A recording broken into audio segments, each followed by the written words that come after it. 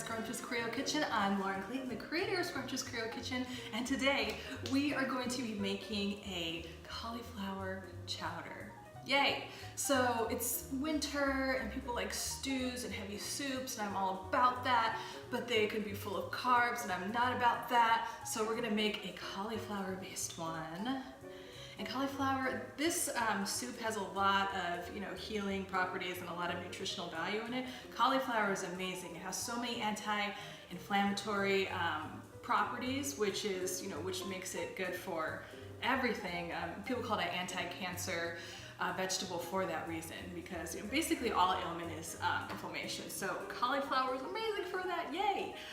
These are the rest of the ingredients: carrots, celery. We're going to be using coconut flour as a thickening agent, onions, garlic, another great antiviral. So is parsley. Bacon just is amazing and makes people happy. Make sure you get the anti-nitrate and nitrite kind. And then we have butter. Here are seasonings. I will list the recipe below. Either if you're watching from YouTube or Facebook, the whole recipe will be below and also on my blog.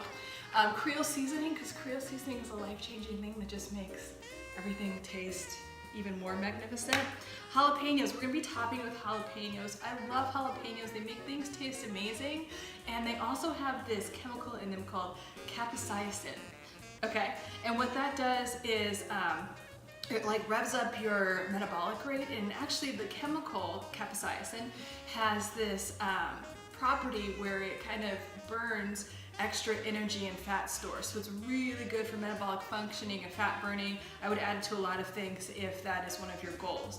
And I talk about this a lot, bone broth. So anytime you're having a soup or stew, base it with a bone broth, not regular broth, bone broth, because it has so much nutritional value to it. It's amazing for your immune system and just promoting health, like the collagen in your face. And so it's just like really great on all levels. And you could buy it. I mean, it's really time consuming to cook it. You just have to leave it on the stove for a long time, but now you can buy it. I get this one at Whole Foods.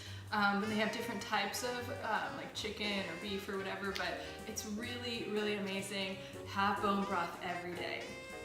And you could use regular chicken broth if you want to like die a little sooner. No, I'm kidding.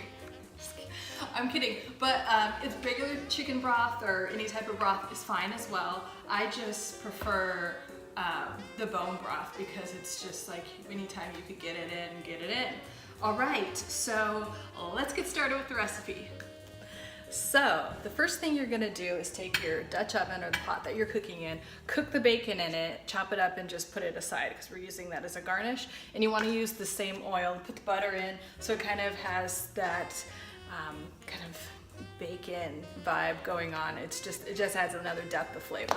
And then you're going to take your chicken broth along with the carrots, celery, onions, garlic, and cauliflower, and just cook it on high, medium high to high, and just let it all boil down. And you can leave it kind of chunky like that and kind of mush it up. I like to take it, put it in the blender, and then put it back. I'm not going to show all the blender stuff just because I don't want to. Put it in the blender till it's, has that kind of thick soup flavor, and it'll just all be well blended, and then put it back. You could leave it chunky without blending it. It just is more cohesive to me when you blend it. Then come back and it'll look kind of blandish, and then you're just gonna want to stir in the seasonings. So of course the Creole seasoning, some pepper, and you could add anything else that you like too, if you like cayenne or anything else. And then regular salt. I like Himalayan salt and just higher quality salt, so just don't pick any type of salt because salt is so mineral dense, so it's really important to have good salts in. And then if you're gonna eat it right away, just stir these in so they're well blended. If not, you could add some bay leaves and let it simmer and give it that extra depth of flavor. So now we have our soup, and we just need to garnish it.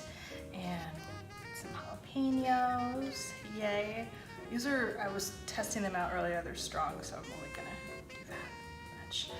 And then the parsley, just sprinkle it over. And you could also, when you're blending the soup, you could add the parsley at that point, and it's also really nice. And again, it's just, parsley is so good for you, so why not? Boom, let me do a little bit more. Okay, so there's that, and then the bacon. Need bacon, yay, love bacon.